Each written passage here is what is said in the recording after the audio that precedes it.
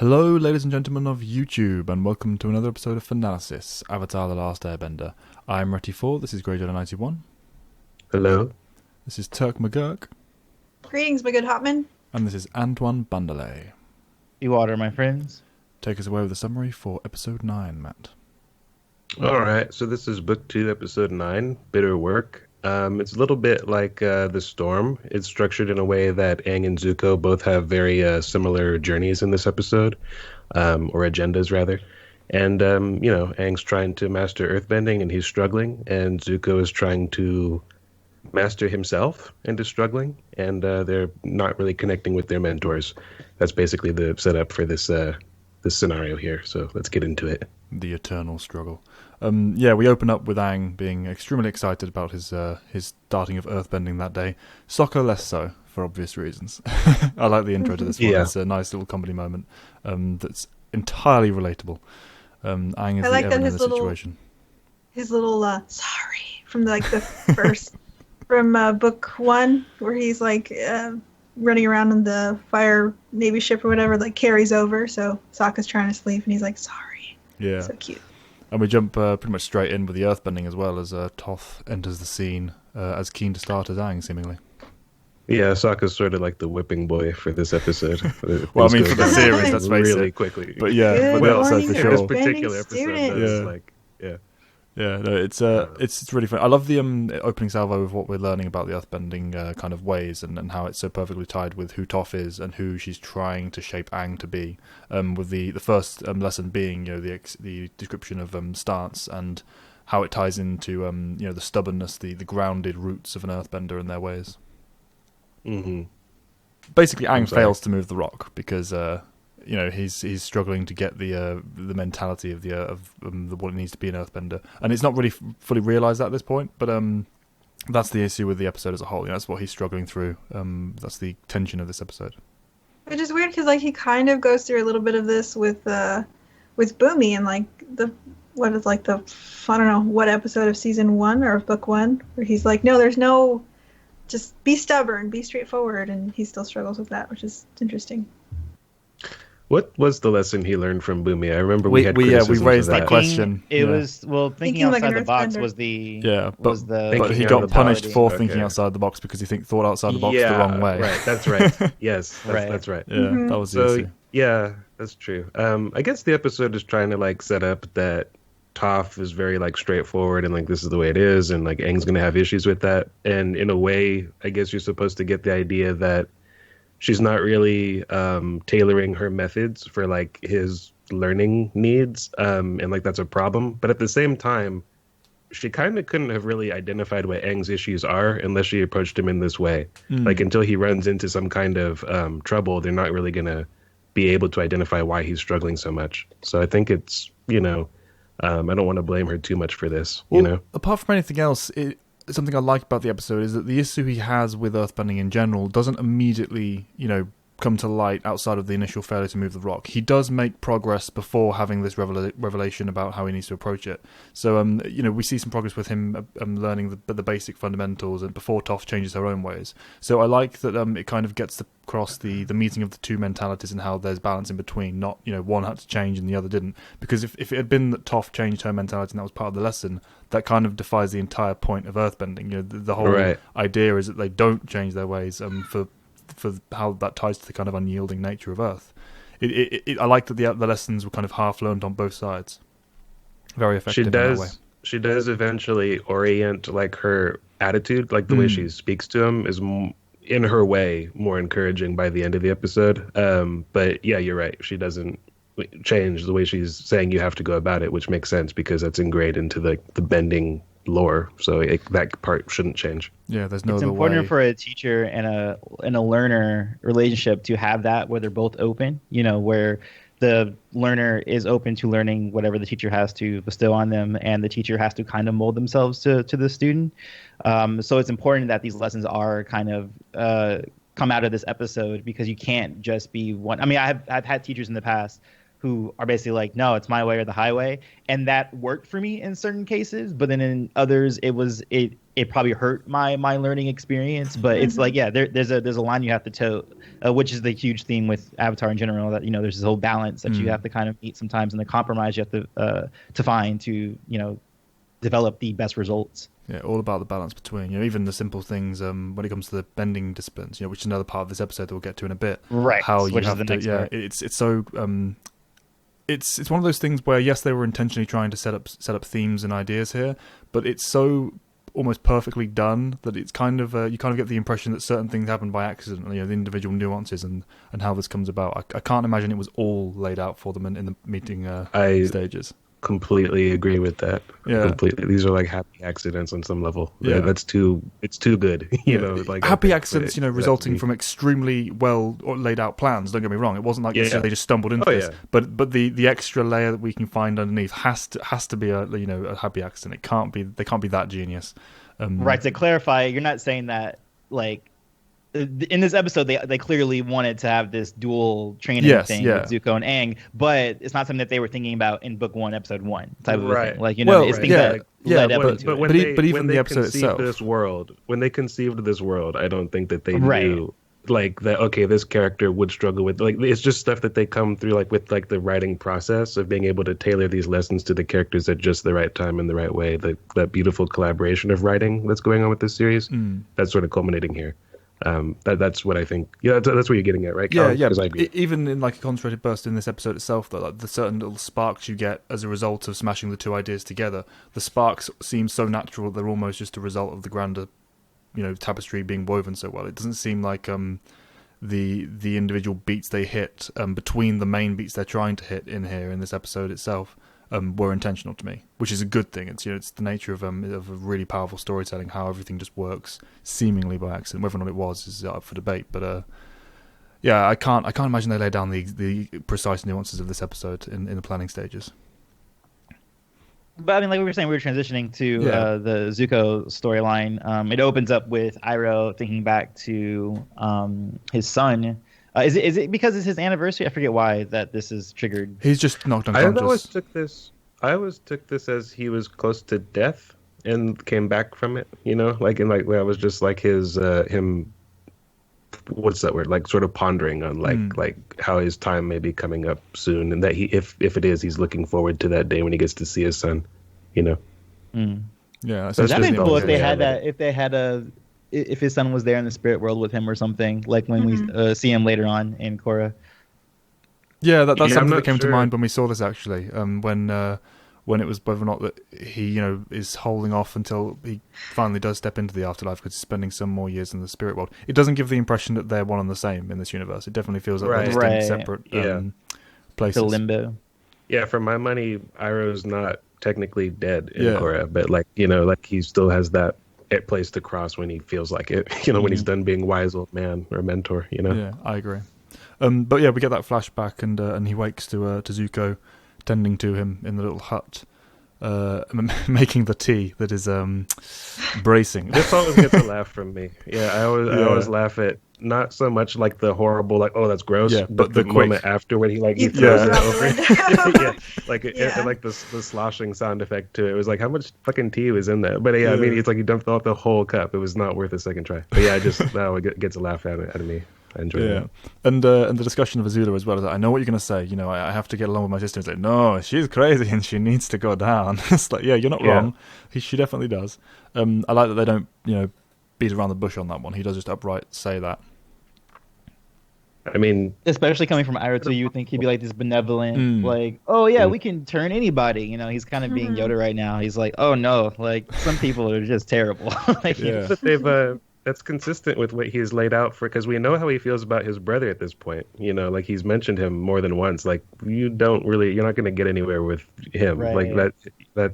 He is who he is, and he's not going to change for anybody. Yeah. Lost cause incarnate. Yeah. But the fact that even Zuko's expecting him to have this at least this much to say about Azula, and he doesn't. It's a nice bracing moment for the audience if they haven't caught on to Iroh's perspective on her yet. It's good to have that, and of course it then leads into the the kind of pointless but kind of awesome stand up of saying, yes, it's time to begin your training, and then he immediately sits down for the next scene that they have. I always found that amusing. Oh yeah, between transitions. I never thought about it that way. Yeah, it's I like, guess let's it would go. have been really boring if he would have just said, "Time to continue your training." Like that would have been boring. So he had to stand up to be like, "It's time now." Apply the right level of gravitas. But yeah, it was a great moment. It was funny on reflection, seeing that. Yeah, he must have just immediately sat back down again. Well, he had to get it to make the tea. He had to go get tea stuff, right? Yes, that's true. Yeah, that's go and get the camp stuff. Yeah. But yeah, we jump back at this point to Toph and Aang. This is where that the recognition of it being about his mentality really solidifies it. This is when it kind of gets explored, and Katara tries to give that advice to her about the teaching methods and what she needs to do to kind of refine her approach to Aang. And she doesn't turn immediately. That comes later, but the basic progress is made as we see this sort of small montage of Aang learning the basics and getting better at them step by step. But then we already discussed that. Oh, sorry, Toph.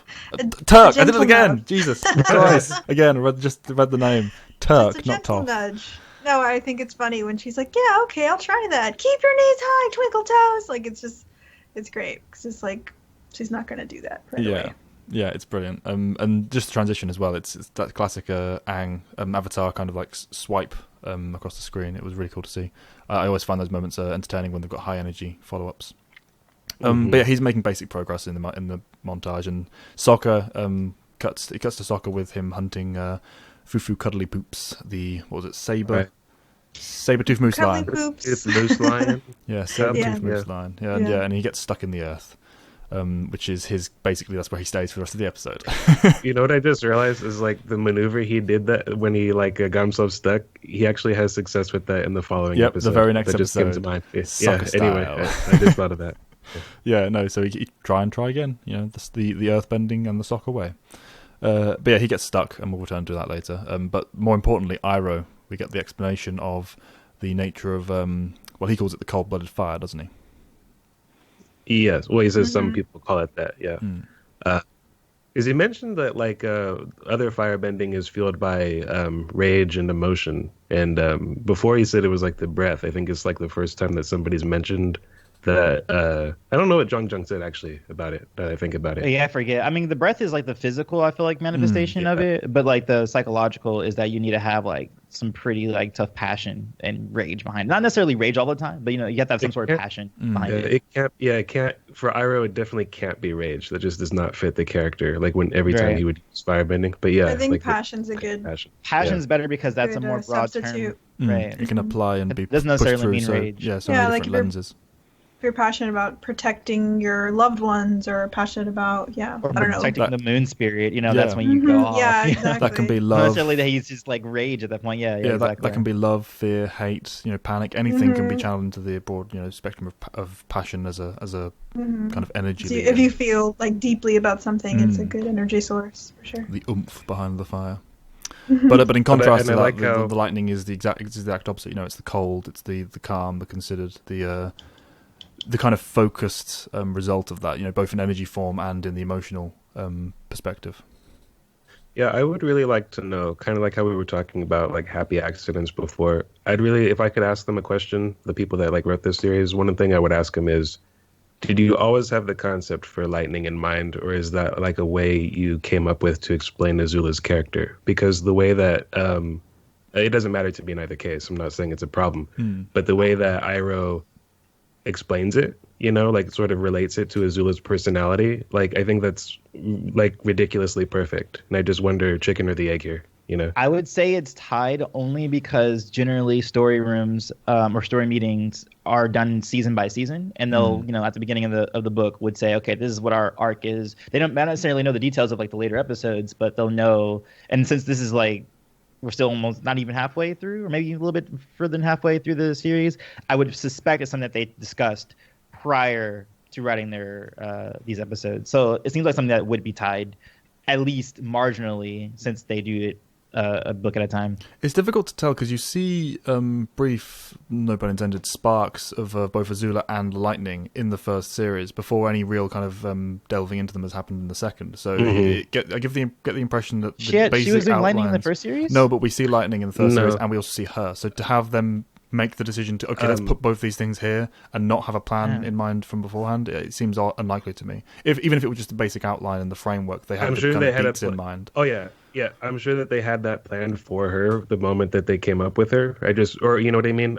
I just wonder when they came up with bending, did they already know like lightning is a thing, or did they make that up like to suit their characters? I just think it's because the way he describes it, where he calls it like not just the cold-blooded fire, but like the way that whole approach is, even when she's not lightning bending, you don't really see like the passion in Azula's bending. You see like precision. You know what I mean? Yeah. And that's so opposite of Zuko. He says like the positive and negative energies and like smashing together, and she seems like there's not one or the other for her. She's just very like neutral, and that's why she's so cold and calculating, and that definitely works for her character. Yeah. But yeah, in case like you weren't sure what Kellen was talking about, no one like generates lightning in the first series, I don't think, but Iroh redirects it in the storm. Yeah. Oh, you're right. I saw you thinking about that, Antoine. Yeah. Okay. Yeah. Anyhow, so yeah, he he immediately tries to conjure it and fails, right? Like after the first explanation and demonstration. Yes, we get the first failure with Iroh kind of sighing and looking down like, no, not yet. Yeah. And then we get the exploration of that later on in the episode, or very shortly later on. But one thing to note before we move on, though, I love that they took the time to show Iroh as he turns to kind of explain what he just demonstrated to Zuko, the kind of strain as he kind of tweaks his arm and his wound. Shoulder. Because just the simple detail there of the idea of the exertion and the energy traveling through him while he's injured. It's again those kind of touches that just really bring Avatar alive for me. This is like maybe like a discussion for another time, but I think that this is like sort of the start of it's like a core complaint, like lightning is overused in that series, and I don't necessarily completely disagree with that. But I think some people hold a little too far or too tightly to this idea that only a select few firebenders can do it. I think it's more like only a few know what you have to do in order to do it. Because the only three that we see do it are all members of like the royal family. There's Ozai, Azula, and Iroh, and that's it. That cannot be the only like firebenders that have ever had this skill. I just want to say that I don't think it needs to be as ultra rare as some fans would like it to have stayed, but I can agree that maybe it was overused. I mean, it's just a technique, It's a technique. Yeah, that's what I thought. I didn't think it was like... You learn. I agree with you guys, but it's definitely like a hot button issue, like with like certain fans. Like they hate that about Korra. Definitely. I just thought about... I can understand the zeal of being against that, because I do agree that it was overused in Korra, but I don't have a problem with it being more generally dispersed among the population, because I think it makes sense from a world-building perspective, if not a narrative one, that... the original setup of the masters and the kind of pyramids setup of the firebending elite being so closely tied to the royal family and who they control, it makes sense that they would want to contain that kind of information. Trickle down bending economics. Yeah, basically when they opened up, when the monarchy opened up and had released this iron grip, they started disseminating information and spreading the kind of culture more again, especially with Zuko in charge. So it makes sense that was something that wasn't spread around openly until that part of time. Who uses it besides Mako? Zuko's... It's an entire profession, for one thing. It's a profession. Yeah, I mean, when Mako was working in the factory, like everybody... Yeah, I remember that, but other than that... Well, okay, so there's a gangster named... Oh, Zolt, yeah, the one who got... Lightning Bolt Lightning Bolt is the one who taught Mako, yeah. Okay, oh yes, I didn't know that. Yeah. Then there's Mako, then there's like the people Mako works with, and Zuko's grandson, Iroh... the second. I forgot about him. Yeah, Iroh Man. Or the second, yeah, whatever. But the point is, it's been disseminated around the population of a great deal more, and I don't have an issue with it. I just have an issue with how much it was, presented I mean, it's on screen, similar. Let's just do this. Like, is this? What about metal bending? Because metal bending is also a thing that got spread out, widespread, and less people seem to have issue with metal bending than they do. And again, like Matt was saying, this might be a discussion for another time. If you feel like it's going over, Callan, let us know. But why is that an issue for lightning, but not for metal bending? Like, why does it seem like that is such a high tier thing?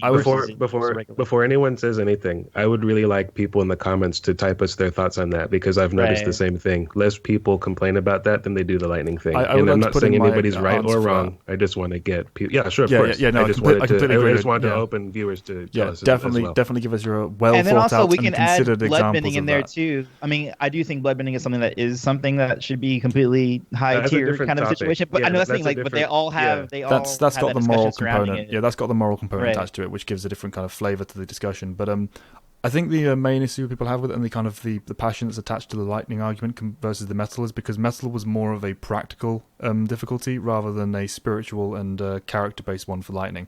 The idea of lightning in how it's presented in the narrative of Aang, it was all about the internal struggle that Zuko has and the difficulties he faces as a result, with lightning as a result of that. It wasn't presented as this thing that was just easy to do not only on a technical level, but it was something that you required a certain frame of mind.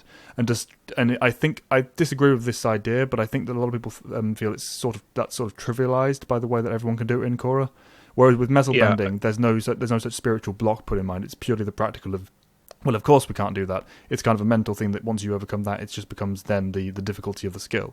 So I feel it's more like spiritual and emotional separated from practical in that, which fits both fire and earth as well in their disciplines. I think it's elaborated on in the comic books, and some of the first comic books where Toph's actually going around and finding students, like potential students, to actually teach them metal bending, and it's a little similar to that. But I don't want to stray off on this long tangent about right. Yeah, I think that's thing. What we're doing. So, we'll park it. We'll park it. This is what we designed that for, is to park those discussions. Because I was even going to say does Zuko even learn how to actually generate lightning? And then if that's not the case, then it's yeah, it should be a more special thing. Do we see him use it? I don't think we do. No, he only redirects, I believe. Yeah, which I like. I like right, and I like that too. But I like limitations.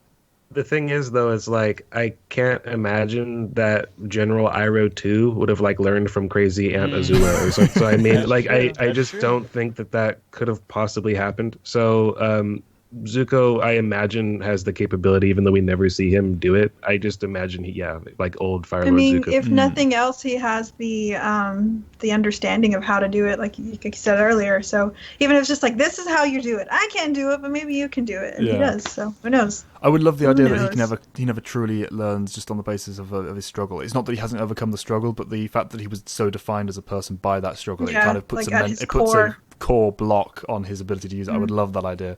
Right. A kind of resolved struggle that stayed there forever, and that would be brilliant. Anyway, the same way that Tenzin can I added it to our list, so we won't forget it. We'll discuss that more in the future. Then let us know your thoughts in the comments below, guys. But it had a place here anyway, because this episode is all about the definition of elements. So it's not too far off the track. But getting back to the episode itself, this is when Aang stops to fail the rock roll, or fails to stop the rock roll rather. The test Toph puts in place where he says, she says, you're ready. You've learnt the basics. You've proven that you have the core understanding, and he demonstrates in the demonstration itself that he is ready. He right stance, right form. It's just the frame of mind issue, and she kind of takes him to task on that when he fails to stop it, and takes the Airbender route of evading the issue. Rather than taking it head on. To correct myself from earlier, he does go through a different type of thing with Boomy. But here, Toph is like, there's no, trickety trick that's going to move that rock. You got to stop thinking like an airbender and face it head on. And then she literally crashes her, head into the rock and breaks. And he's like, oh my gosh. That's after... Is that after she blindfolds him? I can't remember. Yeah, well, she blindfolds him for the demonstration. Yeah, how could this be improved? And because Katara says, are we sure this is the good idea? Yeah, we get the joke about thanks Katara. Thanks Katara. Yeah, we have that moment before the rock itself falls, but then he fails to stop it because he evades. Mm-hmm. I love it. I particularly like the conflict. Sorry, you go first, Angela. The conflict between the Toph and Katara teaching methods, and I also think it's you can't have too many cooks in the kitchen, and that's kind of an issue with this sequence, is that they're both kind of you got to listen to one teacher. He has to have one Sifu at a time. You know what I mean? When it's Katara's time, it's Katara's time. When it's Toph's time, Katara can't come in and mom the situation. And she needs to learn too, to kind of let Aang do his training the way that he needs to learn it. Mom. Yeah. She is, and she's not wrong, of course, but it's the fact that her kind of mediating. What she needs is, she's wrong to do it right in front of because it's like going to someone's dojo and then saying hey, no, you shouldn't be doing that. That kind of. What you could do is after the class is over, exactly, is you pull that, what she did early in the episode. She talked to her separately, but it's disrespectful to come right into someone's discipline and be like, no, you shouldn't be doing that. That's completely disrespectful. In a more formal setting, I'd agree on that point, but I don't think there's so much disrespect here as just inconvenience. It's not helping Aang in this moment on that one. That point to me is almost irrelevant, although I agree with both of you to an extent.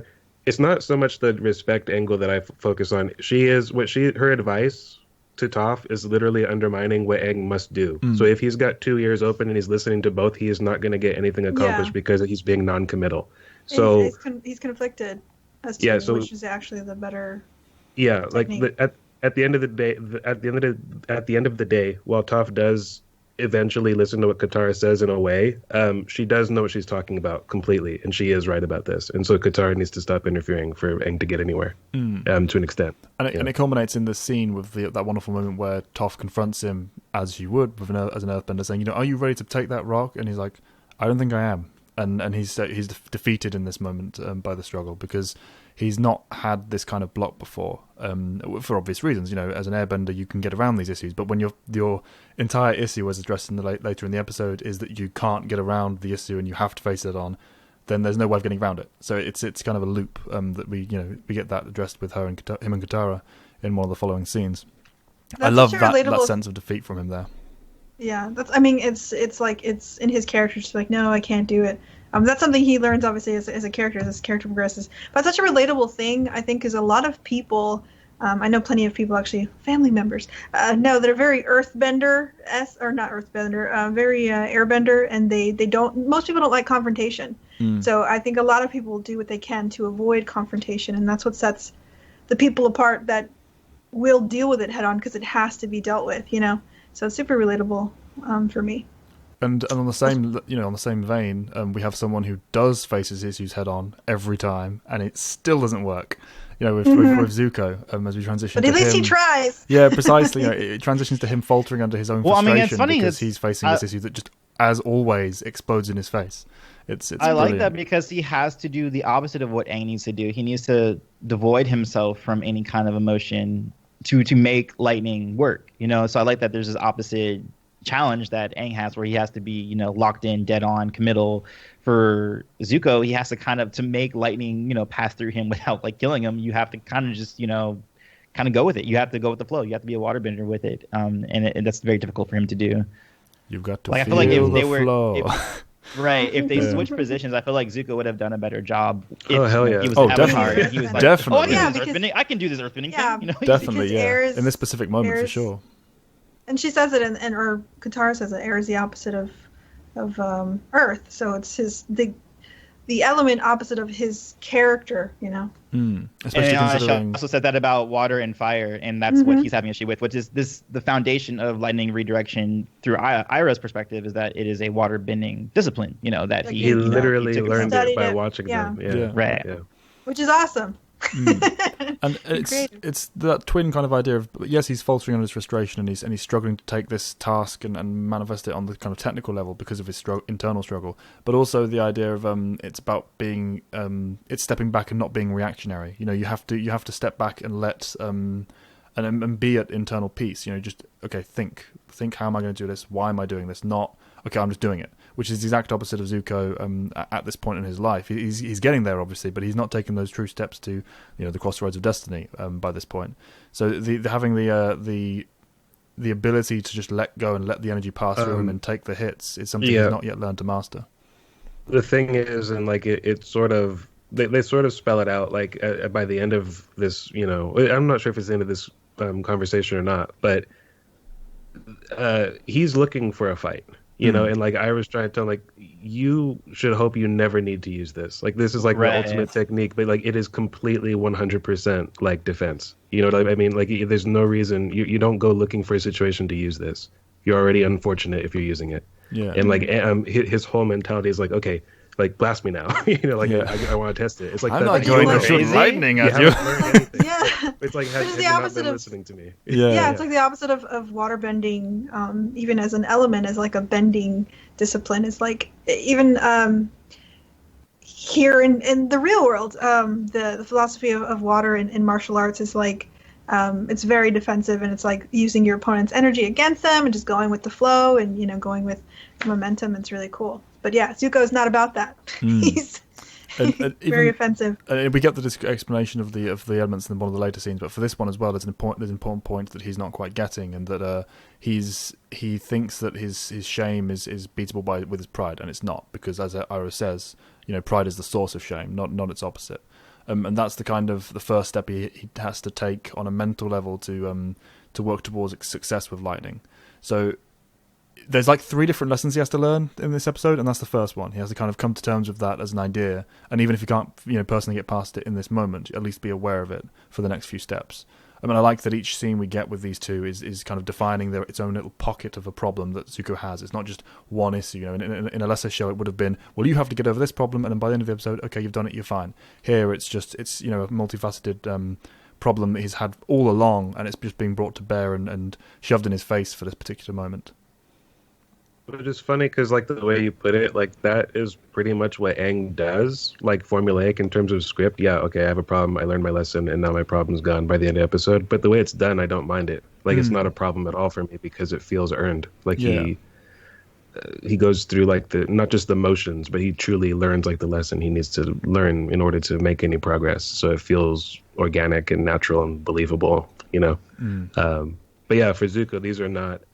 When you say, I get what you meant, like, it's completely, when you said this is like, in his episode, this is his struggle, but really it's like putting a label on what his struggle is throughout the rest of the series. Yeah. So the reason it works for him is because he doesn't grow, like, within the course of any one episode into that. Like, he learns this over the course of an arc, Every kind of learned lesson for him is just a stepping stone. It's never the complete journey.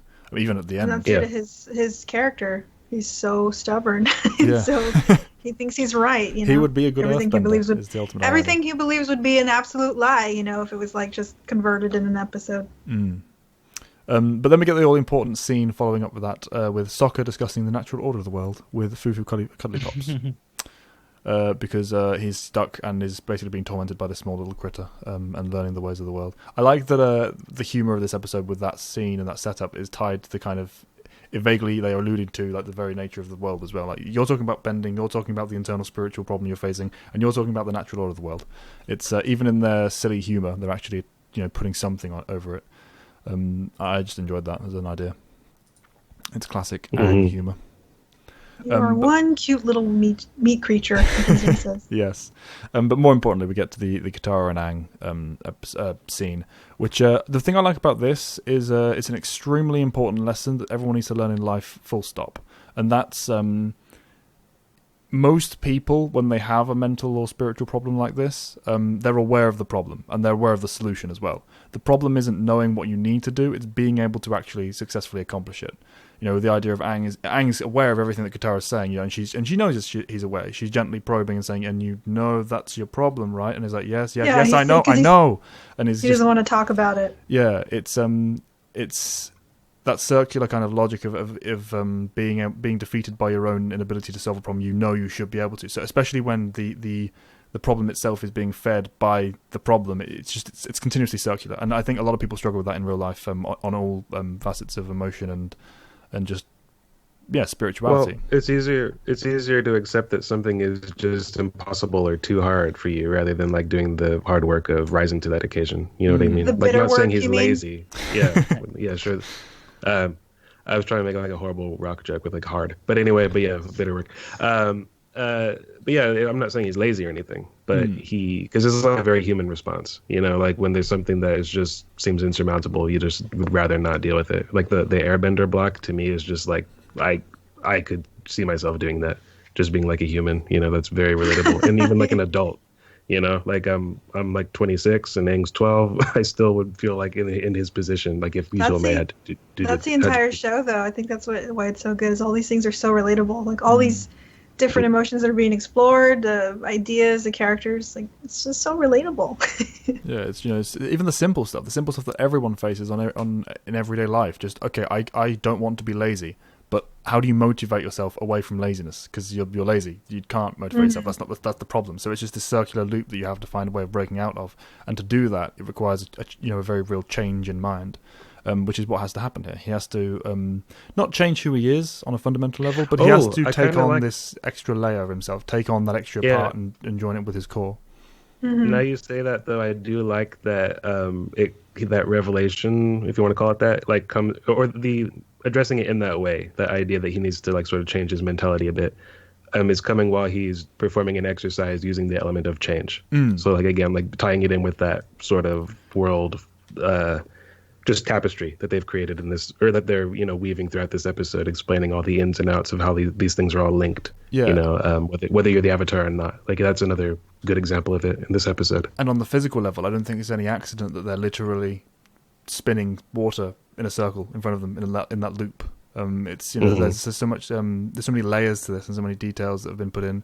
It's so good to see the depth of forethought they've put into every moment throughout, not just this episode but the entire series, because we've said book 2 is a very particularly well coordinated grander piece.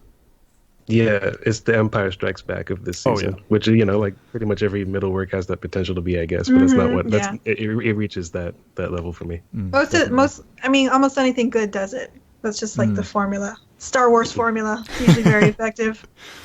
But as Aang faces this frustration and starts to get that little, he already knew it, but again he starts to accept the idea that he has to make this to take this problem head on. And we move over to Iroh, who's explaining the 4 nations and the cultures attached to them, which for those who can't remember it is fire is power, and the desire and the will to achieve what you want to do in life. Earth is substance, diverse, strong, persistent, enduring. Air is freedom, detached from worldly concerns, the classic monk spirituality element. And water is change, as Matt just said there, adaptation, community, and love. I love that they're not just attached to the kind of spiritual, physical elements of bending. He's also talking about the cultures as a people, like particularly with earth and water. The element have strong community ties. He speaks to the people, not just the benders of the nation. Yeah, and those are the things that each culture prizes, but no single individual can be like complete in who they are unless they also draw on all those things. You know what I mean? Exactly. So I like that. Yeah. I love, and I like. Go ahead. Sorry. No, I love how sort of surprised Zuko is. Like, this is starting to sound like Avatar stuff. And he's yes. like, well, it's drawing from these 4 elements. All 4 elements is what makes the Avatar strong. If you draw from one source, which I love this because I believe it's about life. If you draw from one source only, it becomes rigid and stale. You'll never, him, learning from the waterbenders to create this new firebending technique that nobody knows is because, he was open-minded. Yeah. I love that he relates that. I love he relates that to the Avatar specifically, because I think most people look up to the Avatar just because it's like, oh, it's this all-powerful being who can, solve all our problems. It's a god who, like a living god, a demigod. But really, the best thing about the Avatar is the lessons that they impart. And if you don't actually take those lessons and you're just like being kind of passive, like, yeah, he just comes here to save the day, then yes, you don't get to be Iroh, or you don't get to be these great masters who take from the mentality of an Avatar, which is like, balancing out everything in life to, better enhance whatever innate ability you have. I love that is what's being spoken about here. Like it's putting the Avatar on a different pedestal than what we've seen previously. Like we saw like Kyoshi, breaking apart a continent, and that's what people think about the Avatar. That's what they do. But Avatar's badass. It's more important because the Avatar has to live on, because he can't be in every place in the world ever. You know what I mean? Like he can't be everywhere. So you have to be able to delegate a little bit of that mentality to all the nations. The lessons have to be learned by the world, and it's so true of real life. Again, going back to the whole lessons that be learned by people in how relatable these things are. That is something that is applied to real world. That is just true of real life. Never learn from just your one place, your small home, your town, your country, your religion, anything. Just draw from multiple sources, because in a very real base way, it will lend you power. I mean, it's hard to harbor true sympathy for others when you don't even bother to think like they do, or maybe to understand from their perspective, maybe wear their own shoes, because you're fine with just your world and your like little echo chamber that you have. So I think it makes sense. It makes too much sense. I mean, literally, like the Fire Nation is on this campaign of like self-escalation, and we're the only ones that matter, and all the other nations, they can eat shit and die, like they don't matter. And like Iroh's like, that's not the way, like whether you're the Avatar or not, just emulate that example of humiliating yourself, or like showing humility before the other like forms of knowledge, like, and just live that way and the world would be better. Like everyone uses, not just Zuko. That's Bruce Lee with Jeet Kune Do. Like that's exactly what he was setting out to do, is that he wanted people to pull from all this different, like, because that's what was going on in China, is that they were like, no, you do kung fu, but then when you got to America, he's like, oh no, like I'm learning all these other things, let me like integrate the best of each world. And then he's basically the godfather of what became mixed martial arts, which we found out is like, oh wow, that's actually like a really effective way of fighting, is taking like integrating ground game with your kick game, with your boxing game. The most effective way. Right. Exactly. But that never would have happened. Yeah, no, absolutely, because he was open-minded and he was willing to draw from other sources. I mean, just look at the Iroh of our time. On the larger scale, just look at history. There's a reason that the most powerful and longest-lasting cultures and nations are multicultural in nature. Isolationism does not work as a sustainable method of any form of power. You take all the strengths from everyone that everyone already knows, any knowledge or tools that people have, put it all together. What's left to be used against you? Yeah. Yeah, exactly. And empires flourish when they didn't just take over like the way the Fire Nation is trying to do now. Just like, no, you're just going to adhere to what we say. Empires flourish, like the Persian Empire, for instance, because they let people do their own thing. And like, oh, okay, like that's your culture. We're not going to interrupt that, just as long as you pay respect to our laws and you pay your taxes, whatever. But like they didn't that's the reason why they were able to hold those territories for so long, because they let people be their own entity. They let it integrate. Yeah. And it can just be applied to everything, every form of life. Learn this lesson. If you learn nothing else from Avatar, learn Iroh's lesson and the drawing and the importance of the cultures.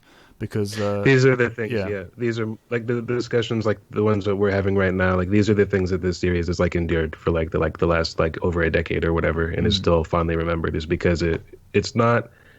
It's like a parable, but not like a social commentary. You know what I mean? Yeah. Like when that stuff is well done, it should be like a timeless message, not something that's oriented in like a really ham-fisted way. And we can talk about whether or not they're 100% successful with Korra stuff later on. But like right now, it's very artfully done. It's not allegory. It is very much a not just message. A kids show. And not just a kids show. Ooh. Yeah, family show for sure. But yeah, we get the discussion of the cultures, and it's a small detail, but I want to mention it. Zuko doesn't quite get invested in Iroh's message until he learns, the general philosophical message that we've just talked about now, until he learns the practical application. Yeah, he doesn't quite start. He's listening and being respectful, but he doesn't really get invested in it until he learns. Oh, this is actually going to learn. This is something that a practical lesson is going to give me with this. This is a technique. That fits where he is in this moment very well for me. Yeah, I like it because it fits a goal-oriented person like him anyway, who wants to learn it for a very specific reason. But it also is relatable just as, like, again, if you're Zuko's age and you're like 16 and you go to high school, formulas and theorems and all that shit, whatever. But like when like a practical demonstration or experiment or something is always going to be much more engaging. And it's in like Harry Potter everywhere, where that whole wands away thing is always like, oh. Yeah. I think it's easier to remember, too. If you know why. If you know the why, if you're not just being taught, this is this, okay, but why? Well, I don't need to know this. If there's no why, then I don't need to know it. And again, it's true of all things always. It's an eternal message. But yeah, it was a small detail. I like to see that kind of thing, because it's not like a massive like, oh wow, really, now he sits up or anything. It's just a small little motion and the head tilt. It gets that across very effectively. He's being so sweet too. Like from the moment that Iroh wakes up, it's like he went from being like, we no longer have anything to gain from traveling with one another, to like, Uncle, here, I made you tea. Let's learn stuff. So it's really adorable seeing Zuko like that. Yeah, he's probably very grateful that that's not the last interaction he had with him. If Azula had killed him, then that would have been like the last thing he would have said to him. That would have sucked. God, yeah, it would have been. I mean, he struggles enough later on with what happens, so let learn something like that. But yeah, we get that wrap up, and it goes back to Toph trying to get a reaction from Aang. She steals his nuts, and more importantly, his staff. And when she walks away, well, I mean, it's true. With the blind woman stick, yeah. When she walks away and just whacking everything with that staff, it's hilarious to me. It's so classical Toph, but also it's classical those two. Then whenever these two come together, that's the kind of the effect. Whether or not be physical or in a conversation, that's always the kind of formula we get from them. Just the idea that she's like, I found your nuts. It's like, just in case you're wondering where they are. Like, now you got to get to earthbending. Like that to me seems like it's sort of a joke on that level to me. That probably went over the heads of many children. But this is her like I was sticking up for her before with her teaching methods, but this is her going a little far. But she does get results, by pushing Aang over the edge to a degree. But she is being sort of An immature here. child. Yeah. Yeah. But at the same what's time, funny there's is, no like- harm. Apart from the disrespect, there's no harm being done. Yeah. She's not actually going to break the staff, for example. She's just doing it for that effect of trying to get a reaction out of her. Goal I oriented, feel like we like said before. she feels so heavy-handed to me though that she may have not meant to break it, and she could have easily have just breaking it. Oh, oops, sorry, I didn't really mean Yeah, to do that. but even still, probably be like, oh, whatever. It's just a staff. Mhm. Yeah, no, I love that. She's like, it's not the only delicate instrument around here. He's like, it's an antique, handcrafted by the monks. I love that. Oh, it's classic them. I love it. But yeah, it's a nice little. This kind of doesn't resolve anything immediately, but it's a nice little lead in for what we get at the end of the episode. It's this kind of introduction focus. When she does it again later, it has more impact as a result. Basic, classic Avatar stuff. Katara obviously realizes that Sokka's missing at this point because he's been gone for a while. I like that again. Aang's meditating. It's like meditating here. Right now. Yeah. Can you not, please? Because that's got to be infuriating as you're trying to do that, and just everyone's poking you in various different ways. But Sokka is talking to the karmic lords. He is speaking to the heavens and desperately trying to get unstuck. And I love how completely not on board he is with Aang's conversation at this point. He's like, "Oh, okay, yes, this is really good to know, Aang. Yeah, great, yeah." Yeah, I can see where you're coming from, and he's like, "Can we please get me out of this thing?" Yeah, this is one of my favorite Sokka scenes. Though he's like, "All right, it's a if I get out of this thing, it's a comically correct, vegetarian existence for me." It's like talking to himself, and like he's going through like all the phases of like first being angry and then being like accepting his fate if he dies, and he's like, He's "It's pretty much all." grieving Yes, exactly. And he's like, I'm gonna give up meat, and it's all pretty much all I have is Sokka, the meat and sarcasm guy. Like, it's just so funny. I'm giving up my whole identity. Yeah, I love it. But the conversation he has with Aang as well. Obviously it's funny when Aang is trying to speak at him and he's not really getting it or caring at this point. And committing to it. But the thing that got me as well is the music. When it fades in and out, when he's making a joke and Aang goes back into being all philosophical and serious, I love the effect that gave. I'd forgotten how amusing that was in that moment. While we were watching this one, I was like, oh, I love it. Brilliant Avatar humor again. Oh, I love that when he first gets there, he's like, okay, I'm going to give up meat, blah, blah, blah. And as soon as Aang gets there, he's like, Aang, you got any meat? It's the eyebrows and the expression is like, you got any meat? Yeah, brilliant. But yeah, back to Iroh again. I'm explaining the idea of redirection of lightning for Zuko because he just can't get the actualization of it yet. So here, have I'll throw you a bone, Zuko. Well, it's one of the strengths of Avatar, the actual martial art, carrying over into the bending disciplines. I think that this works because we've seen them in fights, like we've seen the moves and stuff, but not like really being taught like step by step like this. And this one definitely gives off like a Tai Chi type of feel. Oh yeah. Yeah, which makes sense given the fact that waterbending is based on it. Yeah, the flow and feel. He talks about the Sea of Chi, right? Well, more like a vast ocean. Yeah, more. Yeah. Yeah, I love that. So he's talking about like bringing it and then Tai Chi. I know that like that centered like Chi thing that your inner Chi. It's always like in the circle. It's like the center. It's like where where he's talking about his Sea of Chi, like his belly. So it's pretty cool. And the wonderful poetic kind of symbolism of you must never let it pass through your heart. Like I love that. It's so elegant. And I like the establishment of the danger too, because it's like yeah, you can do this great thing, but if you slip up even a little bit, you can get hurt pretty bad. Yes, yeah, and it again melds together the idea of the spiritual challenge, but also the physical. This is lightning passing through your body and going through your heart. We know what that does to people. So it's the pairing of the two dangers in one. It just adds so much more power to it all. And it's, again, classic Avatar. It's elegance incarnate. Mm. But yeah, he refuses to shoot lightning at him because, how unreasonable of him. Because, obviously, yeah. Yeah. So you want me to do what? I'm not going to shoot lightning at you. And Zuko goes to find his own. Cue the most convenient storm in human history. Yeah, that was like my slight complaint about the episode. It's not even really a complaint. It's more just I find it amusing that like in the middle of my mental breakdown, I have like a storm to rage at because I'm Zuko. Yeah, he turns, fine, I'll find my own. Yeah. In the distance, this massive storm is sweeping in, following on from the episode from the first series. It just haunts him always. But yeah, he heads off to find. It's literally like that comedic storm cloud that's over you. Yeah, you know what I mean? Yeah. It's that thematic presence. and that's what this character feels like, which is totally a relatable thing. I mean, we've all had that like maybe period in our life where it just seems like we're just getting rained on constantly. So it's a really relatable thing for poor Zuko. And yeah, he goes off to find that, leading us back to the resolution of the gang's struggle this episode, with Aang facing the saber-tooth moose lion because it's come to find its cub, and facing it, more importantly, head on. He's not just working around it. He's forced by the way of being tied to protecting Sokka. He can't turn away. He tries to do it like an airbender at first, and that fails a few times, and then he has to do it the way he has to do it. Like it's a natural progression. Yeah. Mm-hmm.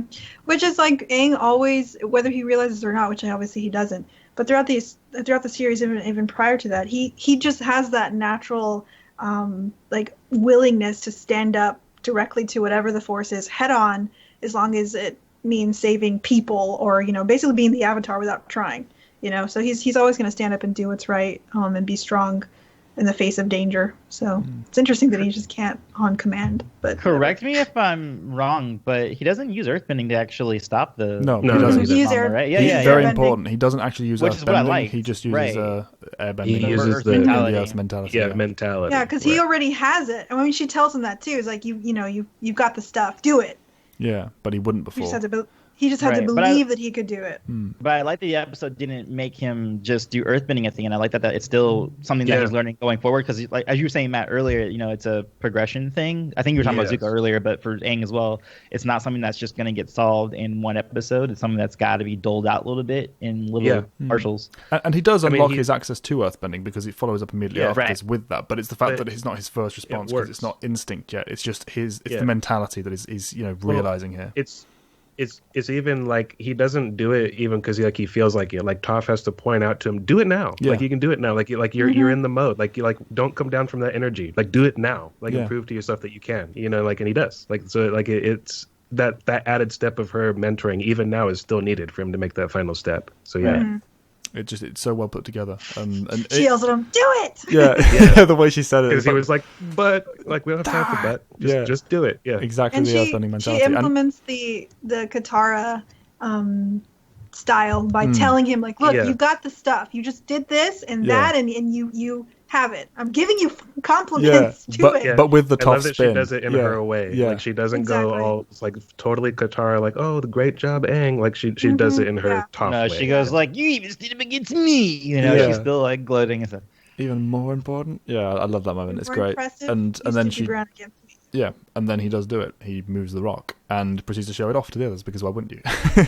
And then also, like I was saying before, that it's not that he's just like, oh, I know everything about earthbending now. Like even with getting Sokka out, she's like, actually, don't do that. Yeah, you're still new at this. He goes mad with power like immediately. Yeah. Right. I'm gonna bend every rock I can see. Like, and why wouldn't you? Like that's totally something you would do. Yeah. Yeah, but also, I mean, in the series moving forward, it's one of the things he uses the least as well. His earthbending is his least, not counting fire, obviously, is his least used element, which I like, because it's not something that's going to goes on to be his weakest, too, because even when he's fighting Azula later on at the season finale, like, it's just not working against Azula. And he always uses it in defense as well. He's so quick to go to the earth or crystal armor. It's rarely used in offense, which fits both earthbending and his own mentality towards it. But he's pretty good with it. Like I don't know why he was so terrible with against Azula. Like when you look at it in season 3 and stuff, like and some of it's mostly defensive now that I think about it, but I guess maybe that's the problem. Maybe he wasn't going on the offense with it very well, but he's pretty good defensively actually. He's done some pretty great. It's probably still the airbender in him. Yeah. Right, because when he did try to go offensive with it, when he had the candy crystal when he went against her, like that didn't work because that failed. Offense and earth just don't meld with him, It's not right with his instincts, as an airbender. Even though he gets over the block that stops him from accessing the power in general, it's still something that's going to define his use of it, which makes perfect sense for both the character and the setting. I love that. But yeah, we move away from the gang after they're kind of celebrating and discussing the benefit. We get Toph and Katara actually. The moment between them two, is that you tried positive reinforcement, didn't you? And it's like, worked a charm. It worked wonders. Yeah, worked wonders. This is such a relatable thing to me personally on a personal level. I worked at a school for like 4 years a few years back. But I actually showed this particular episode to my class of like 5th graders. And they love this episode. But being smarter than the 5th grader. Oh, wow, and fun. No, but so this, like I said, personally, the thing that because I'm very tough, I'm very earthbender in nature, sort of straight to the point. Yeah, I don't care. Get over it if it hurts your feelings. And I didn't really learn to overcome that until I had to teach others, especially like younger, youthful minds. So it's interesting that I didn't even make the correlation to the episode after showing it to them. But I was like, it's funny that I chose to show them this episode. But anyway, so it's really cool seeing Toph, even though she's still Toph, she's not losing her core character traits. She's like learning, she's maturing a little bit, even just a little bit, in the form of her teaching style. I feel like she doesn't quite learn much about herself here, but she learns about like how the world works. You know, like, oh, people don't respond to this; they respond to that. Good to know. Got it. Yeah, exactly. Yeah. It's Toph's progression in general. Like, we've mentioned before, that's kind of what she does. She doesn't have this great big sweeping arc that like the other characters do, but she learns piecemeal, and she has quiet moments of development throughout the series, and it's very effective for that kind of character. I think someone who is so. Not the world revolves around me, but I'm not moving for the world. They still are aware of the world around them and take from pieces from it and attach it to themselves, which is very Earthbender again. Yeah, it's effective. It also makes sense that she has to still learn this stuff because she's had a very cloistered, existence. Like cut off from everything in her parents' mansion. Yeah, so it makes sense that she doesn't quite understand that until she has to deal with it. Like, okay, I guess that's how that. And again, it's another real lesson that needs to be learned. Students are learning from teachers, yes, but teachers always learn from students. It's one of those things that's just universally true. You never, and if you don't let this happen, then you're failing yourself and your student. You've got to learn from them. Everyone has some lesson to give, even if they don't know they're giving it, and it's an important part of that relationship. Again, just something that's just quietly included at the end of the episode in a subtle way. Again, classic Avatar. But then the episode ends with one of my favourite closes to a season, to an episode. It's a bit on the nose and a bit cheesy, but for me it's very effective in, once again, the delivery, with Zuko raging at the storm and screaming that you've never held back before. I love that moment. I say you're allowed to like cheesy things. I got no problem with you for liking this, but it is a bit cheesy. Yeah. Yes, it is. But it, like you were saying before, though, it works because it is Zuko in the situation. Because if it's anyone else, then like, okay, I'm not giving you the pass on this. But since it's Zuko, it's like, okay, it's Zuko. Poor Zuko. It's like, of course it's not going to strike him because he wants it to strike him. He is the ultimate swine of sod, that's for sure. Yeah. Swine of sod. That's great.